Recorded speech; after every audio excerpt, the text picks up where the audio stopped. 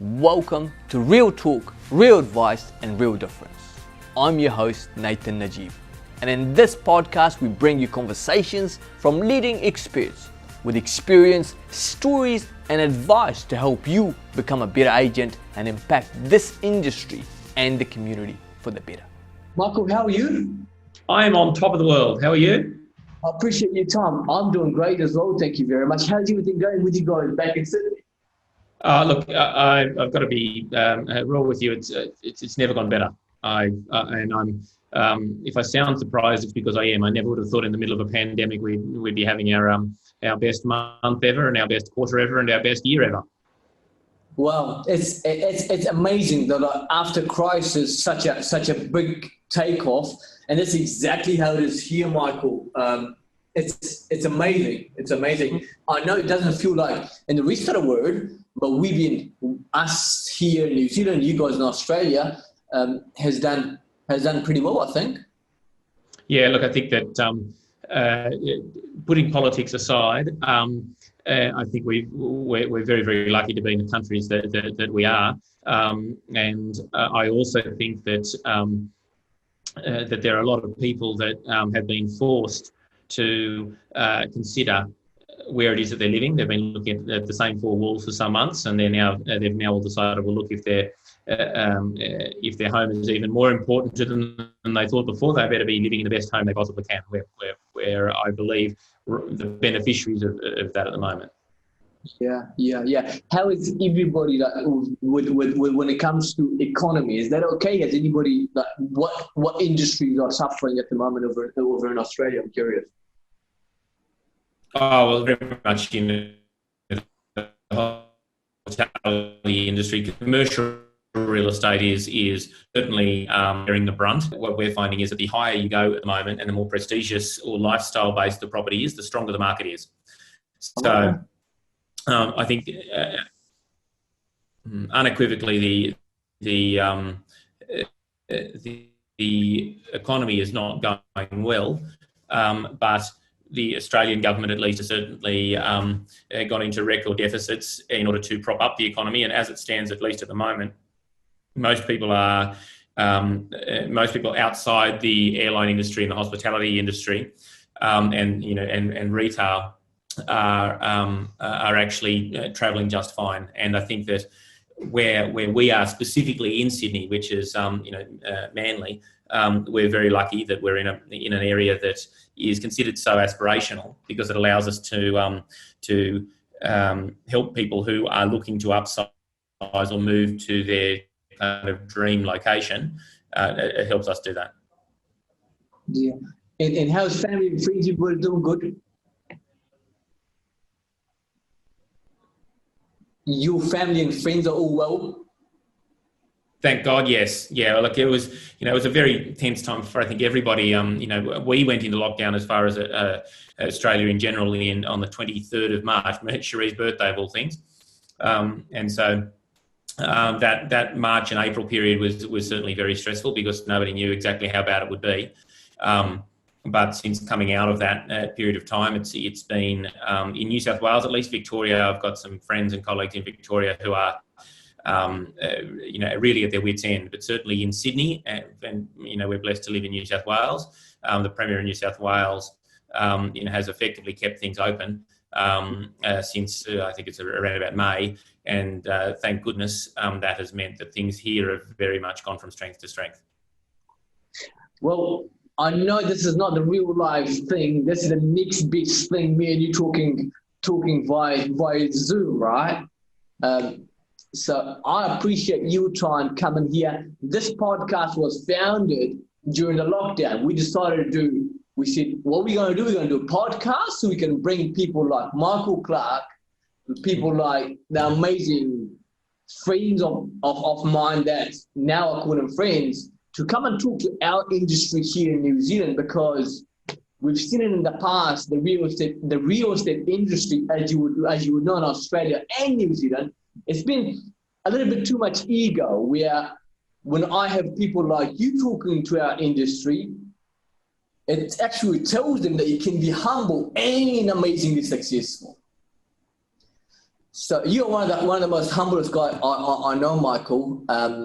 And you run an amazing business. You're number two consecutively a couple of years in Australia, right? I think it might be even 3 or 4, but yeah. Okay. Up there somewhere. My mum's very proud, I'm sure. Okay. One of the best agents on the planet. If you doing in Australia and you're based obviously in Manly, and you are one of the best world-class agents in the world, no question about that. Now, I appreciate your time. Thank you very much for making a time for us, Michael. Of course, you're a mate, and always happy to help. You're a good friend. I want to go back to where you started. I heard you and Eric probably 7, maybe 8 years ago, that you had to park your car up because you ran out of petrol and you couldn't put petrol in your car. And that's inspiring to anybody. And most people, they didn't come from a royal background, right? We're not from royalty, most real estate agents. Now tell me, how long ago was this and how did the story begin? Well, that exactly was around about July 2006. So I got into the real estate industry sometime in 2005.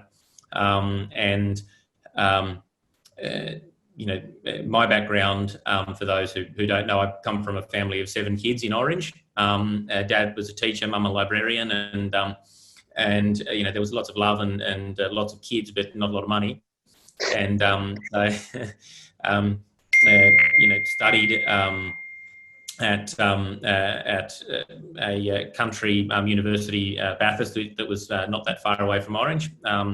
Went and studied communications and advertising. Did that. Out of advertising, I got several scholarships that were considered fairly prestigious, but they were all unpaid.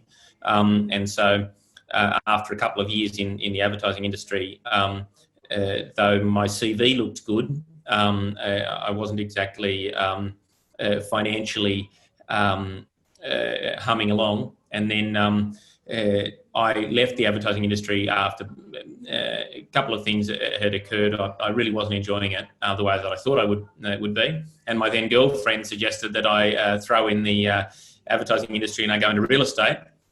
And I did what I was told and promptly got out of advertising and went into real estate. But it also meant that, when I started in Manly, I didn't know anyone other than Cherie. The reason why I started in Manly was because Cherie lived there. So I came over here. I didn't have the faintest idea what I was doing. I knew how to sell stuff because I'd sold encyclopedias of all things through university to put me through. But I had no idea about the real estate industry other than a book I'd read. And so for the first 12 to 18 months, it was extremely tough. And the real rock bottom bit was the part where I pulled into the service station on below empty, and I thought I'd check my bank balance. I pulled up to the bowels of the car, ran out of fuel. I thought, oh, this is great. Hey, haven't I timed this well? But I checked my bank balance before I put petrol in the tank just to double check, because the last thing I wanted after, trying to set myself up as this up and coming real estate agent was to not be able to pay a bloody bill at my local service station. So I checked my bank balance, and sure enough, I'd fucked that up too, and I'd already overdrawn. So there I was, no petrol, couldn't afford to put petrol in the tank. And then so I had to call my father back in Orange to transfer some money so I could survive for the remainder of the next couple of weeks. And sure enough, I walked home that night, and that was that. So it wasn't very fun. So very, very humble beginning. 2016, now 14 years later, one of the best agents on the planet. Now, what I want to go back, because we've got a lot of agents who is coming to the industry, or a lot of young agents, if you will. I'm not talking about age. I'm talking about how the time they've been in the business for. They watching, I'm sure. Now, I want to know, how did the first year or the first 6 months look like to you, Michael? Oh, look, I mean, the funny thing about it is that I was very lucky to come from a family where, Dad being a teacher, he was very heavily invested in always learning and teaching us. And I like to think that I didn't have much of an ego because, with 6 siblings, if you ever got yourself up ahead of steam, then you'd be either metaphorically or sometimes physically put in your place. And so one of the things that I had learned from the advertising industry is that anybody that ever got anywhere in the ad industry had a mentor or had somebody, if not many people, who had been doing things at a better level than they had. And so from a combination of learning that from the ad industry, but also from I've always read a lot. It's an interest of mine, not so much fiction stuff or novels. Not that there's anything wrong with that, but I've always been interested in what it takes, and everything that I'd read suggested that there'd be other people who would know what to do. And so when I got into the industry, financially I found it extremely tough, but from a perspective of learning, I loved it. So what I did, part of the reason why I had no bloody money to put petrol in the tank was for the first 12 to 18 months. Any listing that I managed to get, I would either take a senior agent in there with me and either do a 50-50 with them, or for the first couple of sales, in fact, I actually said to somebody, look, if you find a buyer, I'll give you all the fee. I just want to sit in the listing presentation, sit in your vendor meetings. I just want to learn what it is that you do. And I was very hopeful that I could survive on the debit credit, which back then was about $28,000 or $29,000. And given that when I got into the real estate industry, all I really had was a HECS debt, which is the debt that you acquire from university, and a credit card bill that was close to being maxed out. I didn't have a lot of leftover stuff. So loved the learning, hated the financial position that I was in. Sure. You're speaking about role models and the importance of role models. What did that look like? Who was your role model? I would like to know. And what did you do to follow their footsteps? And obviously, it's important to have the right role model who's got the abundance mentality, if you will, who's happy to share everything with you. And tell us more about the role model. And who was? Well, from my perspective, when I first got into the industry, I was also conscious that and you said it correctly, you've got to have the right role model, because the chap who was the number one performing agent in the business at that time that I was in, which wasn't to do with the entire network, it was just that particular bloke in my office at the time. He wasn't the kind of person that he was a nice enough chap, but the way he did his business wasn't something that I particularly aspired to be. I didn't really know what I was doing, but I felt pretty strongly that I didn't want to do it that way. And so within the network at that time, I toured around a bunch of different offices until I found a bloke who I felt was a really good agent. He was in the top 10 in the company at that time, but he was also a really good human being. He was smart. He was softly spoken. He wasn't that chest-beating kind of person. His name is Simon Pilcher. He's become a good friend of mine. And I pestered him for 6 months to catch up and do some scripts and dialogues and role plays. And after about 6 months, he finally relented and said, yep, okay. And the deal was I had to drive 35 minutes of the morning from Manly over to Leichhardt.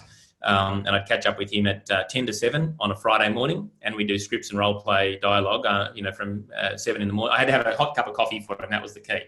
Okay. I'd turn up 10 to 7 in the morning with a hot cup of coffee. And we go through scripts and dialogues, role play until sometime between 8:30 and 9 o'clock in the morning. And to this day, I never even needed to set an alarm clock. I was so excited at the idea of getting over there. For the first time in my whole life, I was waking up before 6 o'clock in the morning because I was so excited by the learnings that I was having. And so people like him, Wayne Vaughan, who's also become a mate of mine, people like that who were really tremendously generous. They were superstars, still are superstars, and but good human beings and doing business the right way. Yeah. I'm going to come back to doing business the right way in a minute, but tell me about good human beings. Like, it's important for us, Michael, to make sure we emulate somebody that we can resonate with. And not only a person who's got the outside word right, somebody who is content in the inside and actually happy on the inside, or we'll end up someplace we never wanted to be, right? 100%, yeah. And yes, I'll let you finish your point. Yeah, I was saying, like, you said good human being, and you said doing the business the right way. But you say what you going to say? Oh, look, the thing that I was after was I wanted to feel like I could. I loved the learning. There was no question about that. But we all know that real estate agents, as an industry, it's not the kind of industry. I don't know that there's been, many parents that are holding their baby, son or girl, in a crib, thinking, "Oh my goodness, I can't wait, but I bet they're going to be a real estate agent." I don't think that happens often. But there's a reason for that, because there's a fairly low barrier into entry, at least into Australian real estate at the moment. But I wanted to be, because I felt like from day dot in the industry, I read a book, and then went to my first ever AREC, and I actually went to my first ever AREC before I was even in the industry. So the thing that prompted me to get out of advertising so quickly was I went to this, Australasian real estate conference, and I just couldn't believe that there were people on stage who were so generous with what they were doing.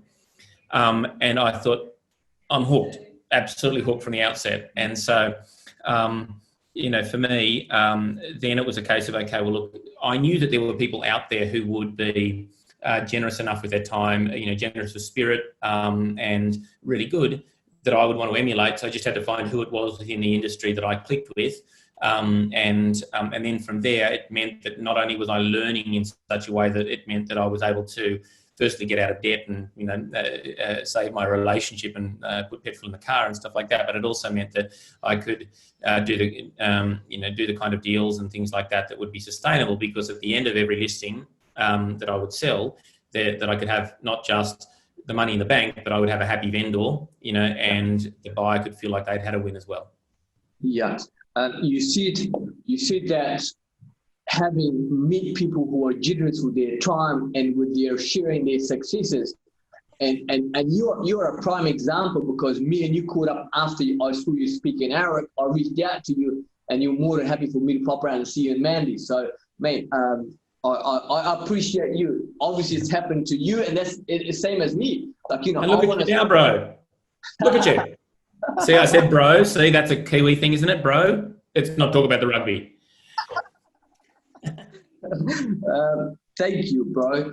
But I was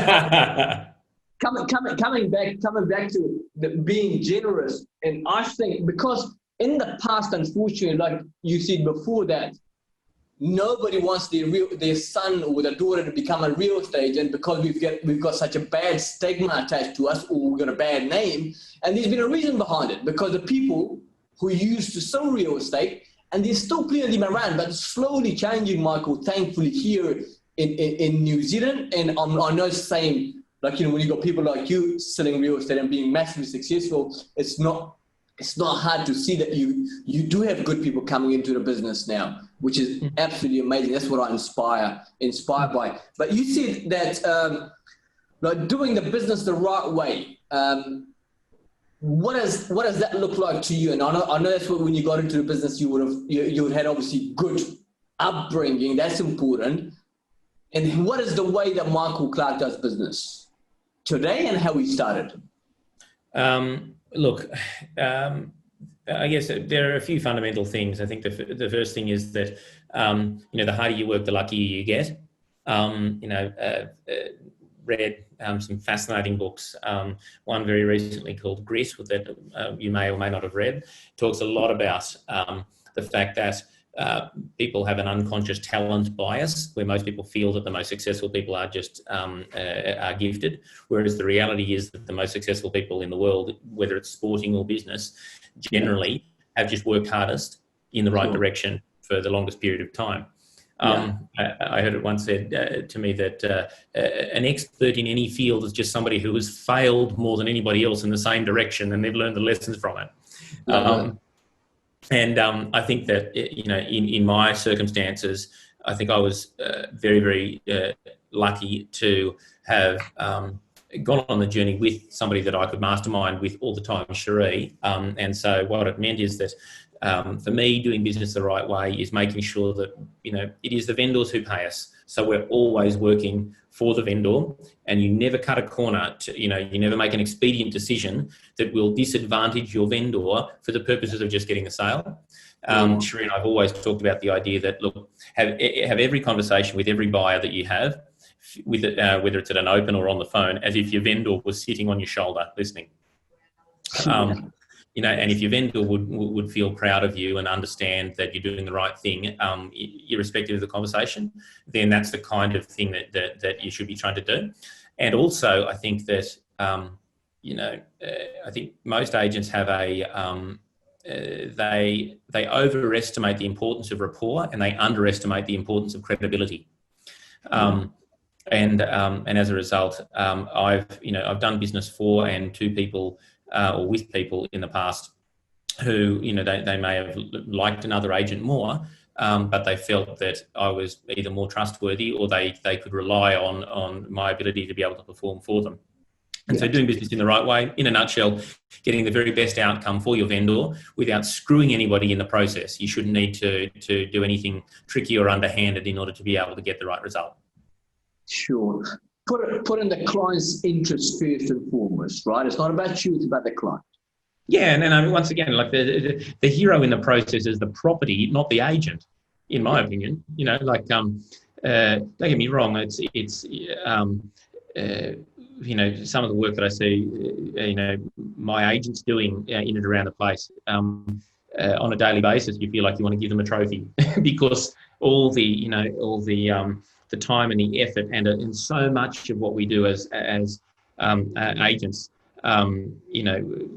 vendors or buyers will never understand. And on the one hand, we're not curing cancer, we're not, brain surgeons or anything like that.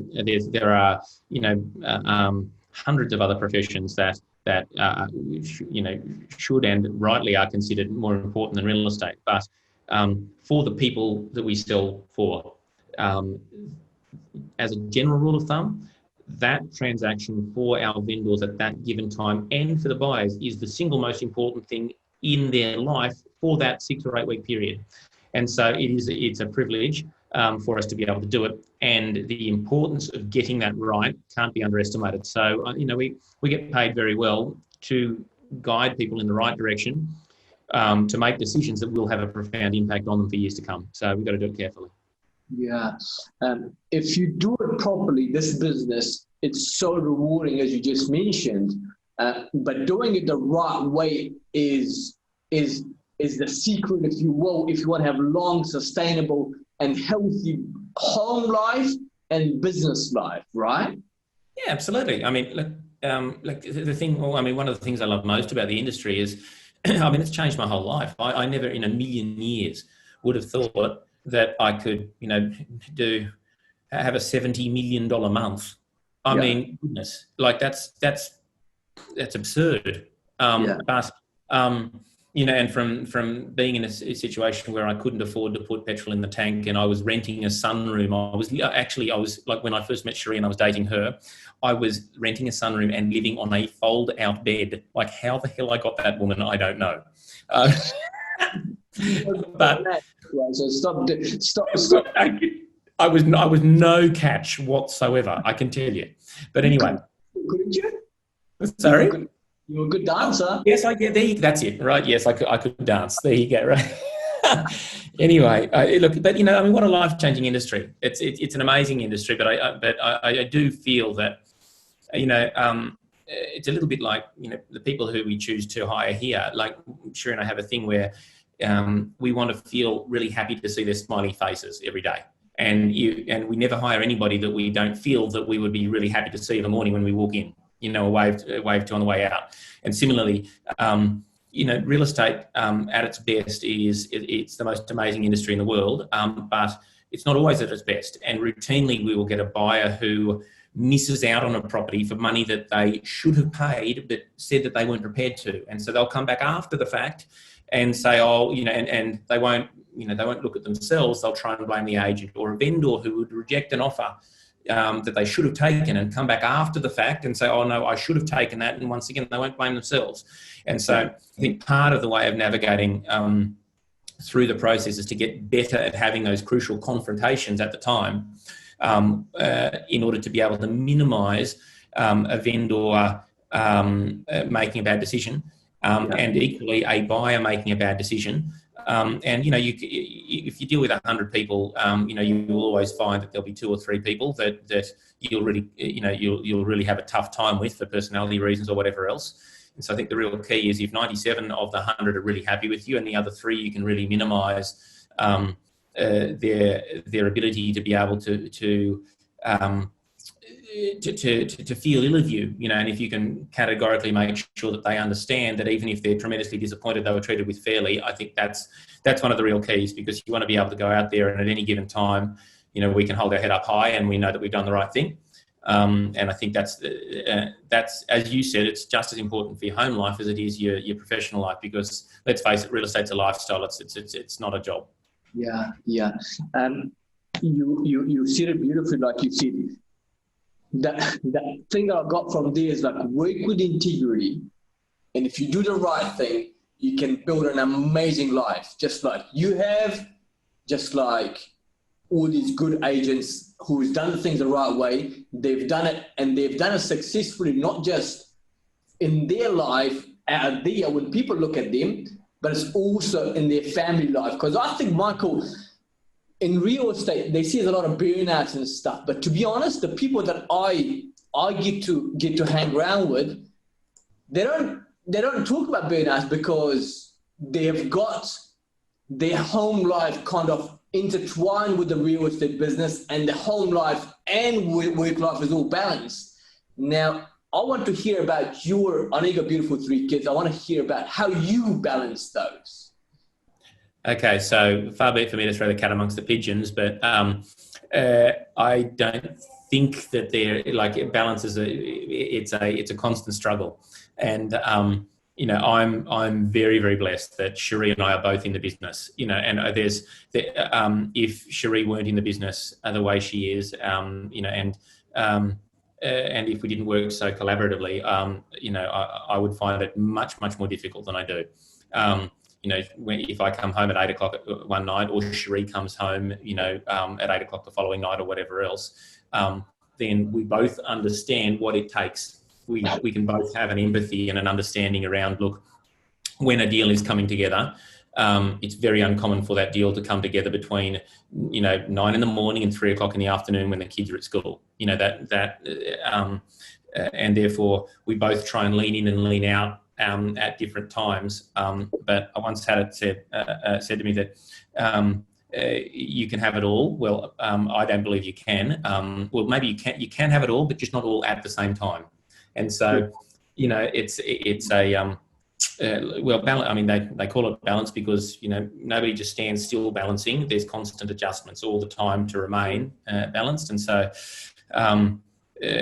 it's a constant effort, and it's a constant I guess it's like a jet plane, you know, flying from, well, let's call it Sydney to Auckland, or Christchurch, even better.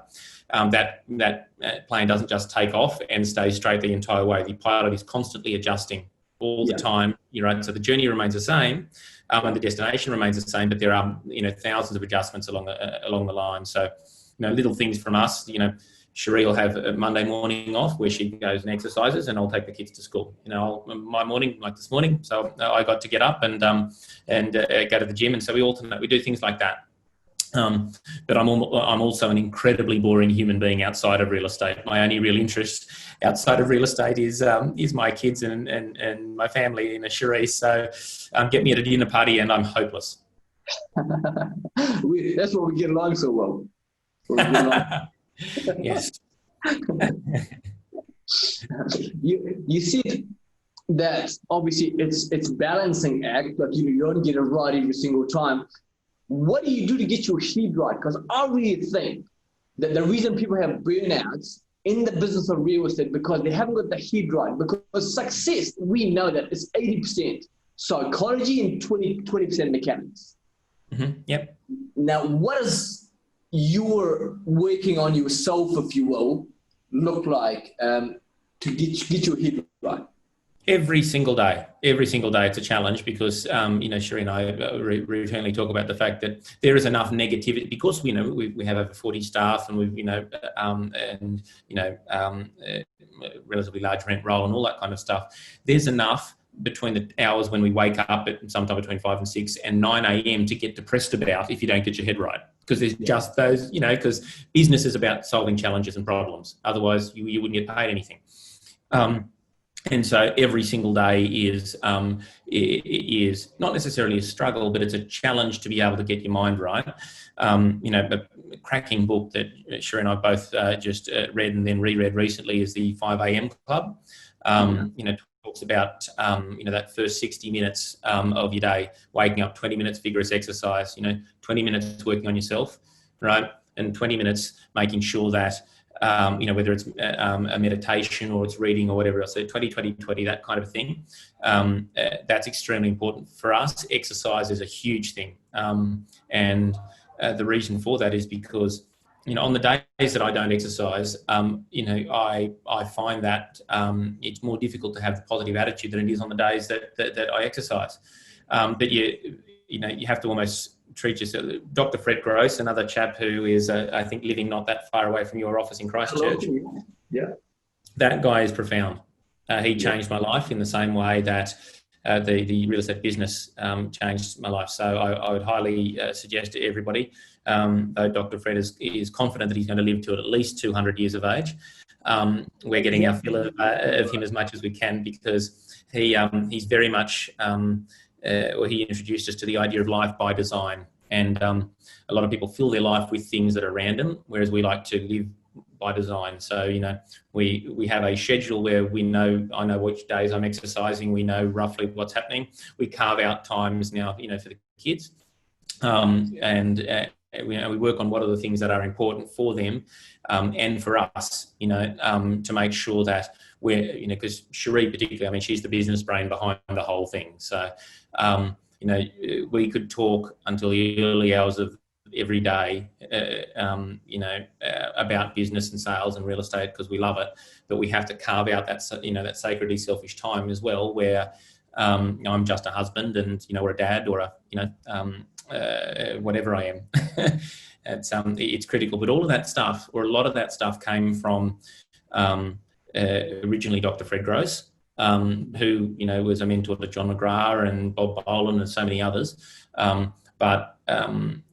To cut it down, I guess, into a nutshell, every single day is there's a proportion of it me working on my mindset to make sure that I'm the best version of myself. And you don't win every day. And some days I come home, I have an ongoing thing with our nanny at home. I walk in and she's a delightful girl, and she says, "Oh, Michael, how was your day?" It's a bad attempted Brazilian accent. And every day I walk in and I say, "Oh, what a day!" And we repeat the cycle every day, right? Every day I walk in, but it's a business where I think we have to work on our mindset more than just about anything else, because it's an intense business where we're riding the emotional highs and lows of people in a really intense way on a daily basis. So. Yeah, absolutely. Dr. Fred, he's a mentor to me as well. Absolutely amazing. He's a legend. And you're a leader like and I'm like, I go to every conference. There are Canada teams who unfortunately I can't go to any conference at the moment. Hence, we've got the podcast. I'm getting people one-on-one. It's just absolutely amazing. And so Dr. Fred is amazing. You talked about, you're a learner. You talked about a few books, 5 a.m. Club, but there was another book that you said it was Sit or Rest. No, Grit. Greece? G-R-I-T, Grit. Grit, G-R-I-T, Grit, by Angela Duckworth. Got you, great. But it's just we're constantly we're constantly reading and learning, because I think that not only is it because we're in an industry that's evolving all the time, but I think you have to, with all the whether you're not quite getting the price that a vendor would like, or a buyer misses out, or whatever else, there are people taking all the time Yeah. And so you have to continually feed yourself with enough positivity in order to be able to, have enough of a reservoir so that you can give back positivity. And look, I mean, I'm lucky. I love learning. But one of the things I love most about the industry is that I can learn something today that I can implement the following day that has an impact on my family and my vendors and my life, 6 weeks down the track. So there are a lot of industries where you can learn and you can get better and better and better, but it actually doesn't have much of an impact on the money that you take home to your family. Whereas we're very blessed. It's a fabulous meritocracy where the better we get, the better our life gets too. Sure. You talked about that getting obviously your mind right. It's important. It's interesting, Michael. People, they, like you said, designing your life. Like I talk about this, and I think about my life 10 years ago, and we are today 10 years later. You could let the life just happen, or you can design it exactly how you want it. You could do either, right? But you get the choice to do what you want to do. And you talk about the mentors, how important that is, reading and growing. There was another mentor of mine said, Michael, once, says you're either growing or you're dying. So is the tree, so is the grass. Everything's either growing or dying. So if you're not learning and getting better, you're going backwards, right? Now, I think one of the most important things is the consistency in the business of real estate. I know you're one of the top agents. Now, how do you keep the success so consistent? What is, after you get your mind right at home, when you go to the office, what does your day look like, if you would, please? I think that, in a nutshell, it's habits. You get into a habit, your habits are the things that define your life, but they do it in a very subtle way. So you don't realise routine. A lot of people feel that all of a sudden people have profound moments or massive leaps forward and things like that. There was certainly several profound moments. When I had to call Dad to transfer money into my into my account for petrol money. Later that week when I had that bushwalk with Cherie, and I uttered those words when she asked me how I was going, and I said, "Oh, we're going backwards, but not fast." They were fairly memorable moments that spurred me into action, but because they were the moments where I felt, well, look, I had to learn and leverage as quickly as I possibly can from others' mistakes. But it's the habits that we get into that we start to do subconsciously or unconsciously that will determine how we go. And so from my perspective, I started in the industry by having a very, very regimented ideal day and ideal week. That was partially because when I first got into the industry, I was hopelessly disorganised. Cherie, by contrast, was extremely organised because she was an architect and project manager, and I was disorganised. And, yet I was introduced to the idea of an ideal week. And so I knew when I first got into the industry that I would get into the office sometime between 7:15 and 7:30 in the morning, prepare myself, and I would have a block of calling between 8 in the morning and 12 midday. Yes, I would have a break sometime between 10 and 10:30 or something like that, but I would do that. And then, between the hours of 12 midday to 1, I would either, I would fuel myself in some way, shape or form, grab lunch. And then between the hours of 1 to 4 in the afternoon, I'd be doing market appraisals. And if I didn't have any market appraisals, I'd be back on the phone again. And then between 4 and 6 o'clock, ideally, I was going to be doing listing presentations. But remember, when I first started, I didn't have any of those to do, so it was more calling. And then I would find that sometimes the most productive times for me to be making phone conversations, making calls back then at least, was between 6 and 7:30. I found that people used to get the shits with me if I would be on the phone around 8. So, and I would do that, and then like every Wednesday I had a business networking group that I would go to at 6:30 in the morning at DY, so, that would be in the calendar. Every Friday morning I knew that I would be going over to Simon Pilcher in the Inner West, get there at 10 to 7. Yeah. Saturdays were open homes, but I would have constant blocks all the time. So I knew when I had things that were important but not urgent, that I would have something that I could keep myself focused in the right direction. because real estate agents, we can be wonderfully persuasive with other people, but there's nobody that we're more persuasive with than ourselves. And it's very easy for us, particularly, in the early years when we're not really sure what we're doing, to convince ourselves that we're being dollar productive when we're not. I had no understanding of what being dollar productive was when I first joined the industry. And these days, I get to a stage where if I don't feel like I've moved a vendor closer to selling or a buyer closer to purchasing, and I'm not working on multiple deals and having multiple important conversations, I wouldn't say that I start feeling sick, but I certainly start to feel anxious, because my normal is I'm doing deals all the time. And so for me, that first week of lockdown was that was very difficult for a whole range of different things. And even though I didn't really realise it back then, part of the reason for that was, habitually I was used to being on the phone most of the day, in and out of market appraisals, listing appointments and things like that habitually.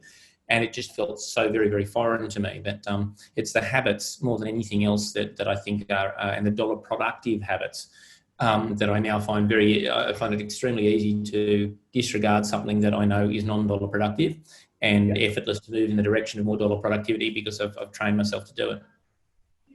Like our mutual friend of ours, Phil Harris, sees AM for prospecting and PM for appointments and appraisals. That makes total sense to me. And it's consistency, Michael, right? It's not the difference between an average agent and a superstar agent. Probably not that much difference. The difference is that superstar, the one that's highly successful, with the one that does it day in, day out. It doesn't matter how they feel. Yes, anyone can be a superstar for a week, but unfortunately you've forgotten the week after, And so I think one of the big things about, it's for others to judge what level of success I have, but whatever I've got, it's a combination of, marrying somebody who is infinitely more intelligent than me and doing what I'm told, and also putting in place systems that I could replicate day in and day out. And the sheer mundane reality of it is that we all like to feel that we're walking out of every listing and sale, and most agents' Instagram posts are, hey, this massive sale here or that massive listing there, and this and that and the other. The reality is that most of the success is done, at your desk, picking up the phone for the 50th time after getting rejected 49 times, and having the intestinal fortitude to pick up that phone the 50th time and still be happy and bright and positive, even though you feel like saying, oh, for crying out loud, I think it's a Japanese quote that talks about falling down 7 times and getting up 8. Yeah. Muhammad Ali said once, he said that champions aren't made in the ring and under the lights. They made in the rain when they train, in the gym when they work their back off. So that's exactly right. Like you do prospecting in and out, doesn't matter how you feel every day. And then all of a sudden, 10 years later, then become the best agent on the planet, one of the best agents on the planet. There's one thing also John McGrath said, that first you create. He said that when I met him initially, he says first you create your habits and then your habit creates you. 100%. Like exactly what you said. You'd also talked about doing things in blocks. And what's the reason behind that, Michael? I'm assuming that's because you're productive there, doing things in blocks, or what's your take on that?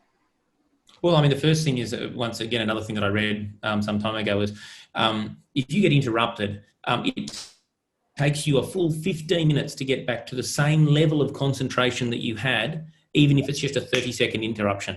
Yeah. And so me being so highly invested in being dollar productive, if I'm not blocking out periods of time, well, all it takes is 2 interruptions, and I've effectively the whole hour. And so it's partially that. Then not only are you not distracted, but you get to a level where you can become more and more productive because you're doing the same thing again and again and again.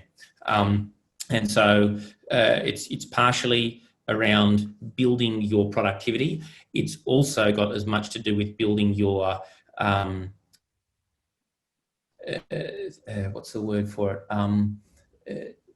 Building your goodness, the words just escaped me. It's the self-discipline. Self-discipline is like a muscle. Sure. As they say, multitasking, multitasking is anybody that sees multitasking is people can do multitasking. They lie about other stuff as well, but you just can't. It's just, you gotta be doing things at a time. And I'm big on that, doing things in blocks. And so that consistency is the key in creating habits to do it day in and day out, to become successful. Yeah, that's and that's the thing. Look, anybody can do a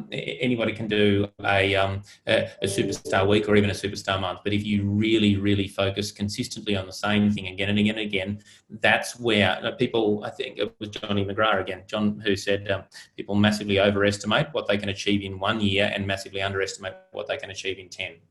Absolutely. And real estate, Michael, you don't get into real estate today and you become a multi-million-dollar agent, writer overnight. It takes time. It takes care. It takes attention. It takes integrity, and it takes working on yourself while you're working on the business. Right? It's a marathon, not a sprint. Yes, indeed. And, the 10,000 hours book that most people have read, it takes 10,000 hours of practice and focused practice to be able to get mastery at anything. And so, look, everybody's looking for a get-rich-quick scheme. They have been for hundreds of years, but the reality is that it's consistency, focus, effort, doing the right thing, feeding yourself with the same positivity, and being prepared to make the sacrifices that others aren't prepared to make in order to be able to achieve anything. Sure. I just want to ask you, what was the numbers that you did last year? I just want to put things in perspective, because people think that the more you write or the more commission you make, the more your ego, your head grows. But you are totally on the other side. Your ego is not a thing. You don't see ego with you at all. What's the numbers that you write, Michael? If you could just put that in perspective for people. It's funny that you say that, because I don't ever really bloody know until I do that REB thing. I just kind of do my thing. So I know I do consistently about 150 sales a year, and my average sale price is about 3 and a bit or something like that. So it's going well, thank God. It's it's one of those things where, so I don't even know what that is. Cherie is more focused on that kind of thing than I am. I know I just did a $70 million month. That was fun. Yeah. But it's about, I think it's about somewhere between 4 and 500 million a year. I don't know. So 4 to 5 million a year is what you make. No, that's the GCI. I think that's the GCI that you bring in. Hang on, sorry, 400. I apologise. It's 400, because this is me in the numbers. It's somewhere between 400 million and 500 million that I sell per year. So that's the dollar value of the sale. Okay, so that's half a million worth of properties that you sell a year. Now, yes, you don't concentrate on that thing at all. You don't concentrate on the numbers, and that's why you're highly successful, because the more you force something, the less you have success. So your goal is just go out there and just help and serve and give people the best service you can, right? Well, I mean, it's, don't get me wrong.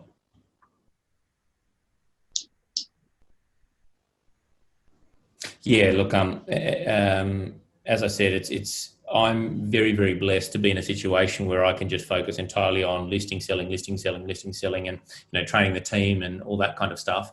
And then, the REB thing comes around each year, and then I get, the accountant to do the numbers to work out what it is, and know roughly what the numbers are, about 20 or 30 minutes before we submit them across, and that's what they are. But the numbers, they've always been my weakness. I've always had no real concept of, I know when I'm having a good month, because, that's pretty easy to calculate. Okay, I sold this much worth of property this month, or that, or whatever else. if I focus on just giving the best service possible, I actually doing this of commission that I could because I was trying to get out of debt. Yeah. I'm not sure why it's not working. I can hear you there. Can you hear me now? Yep, gotcha. Perfect. So the numbers not you. I'm afraid I'm going to have to run in a sec. I've got a 12 o'clock meeting. I'm gonna get you to get out of here shortly. Yeah, you got 3 minutes. We got 3 minutes before I let you go. Give me 2 advice for young agent or a new agent, one agent who wants to do very, very well. Give me 2 advice, please. Okay. First thing, you can't possibly know it all, of course. So you can forgive yourself and go easy on yourself for losing a listing for a whole range of reasons, but there's never any excuse to be out enthused. Okay. A young, upwardly mobile agent, you need to be enthusiasm. It's a critical thing. And the second thing is that there are other people in the industry who know what you should be doing and what you should be saying. And if you catch up with somebody who is doing the kind of figures that you would like to do, then be smart enough to be dumb enough to do what they do first before you try and reinvent the wheel through the latest internet or social media craze. Social media is very important. It's important for us to keep evolving. There are some people over in my neck of the woods that are doing some amazing things, but just be smart enough to do what other more successful people are doing and replicate that. And then once you reach a certain level, then by all means freelance. But this is a tremendously generous industry, and most people in real estate are wonderful human beings. And certainly where I'm at is based primarily on, yes, work ethic, but also people being generous with their time and telling me what they did, me just ripping it all off and doing what they did too. Just before you go, I'm going to share this poem with you. Somebody sent this through to me. We're going to share that. I just want to read this out. And it comes to that being humble and kind, which you are, generous with your time, and you're one, as I said, like one of the nicest guys I know. It's a poet who was talking to his grandson. He says, visit grandpa every chance that you can. It won't be a waste of time. Always stay humble and kind. Hold the door, say please, say thank you, don't steal, don't cheat, and don't lie. I know you got mountains to climb, but always stay humble and kind. When the dreams you are dreaming come to you, when the work you put in is realized, let yourself feel the pride, but always stay humble and kind.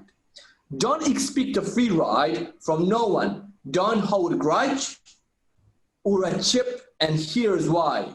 Bitterness keeps you from flying. Always stay humble and kind. Know the difference between sleeping with someone and sleeping with someone you love. I love you ain't no pickup line, so always stay humble and kind. Don't take for granted the love this life gives you when you get where you are. When you get where you are going, don't forget to turn back around and help the next one in line. Always stay humble and kind. So thank you for helping the next one in line, Michael. I do appreciate your time, my friend. It's lovely to see you again. Say hello to Sherry for me, and I look forward to catching up with you one-on-one soon in person. You're a legend, my friend. Thank you very much. Good man. Take care, man. Bye.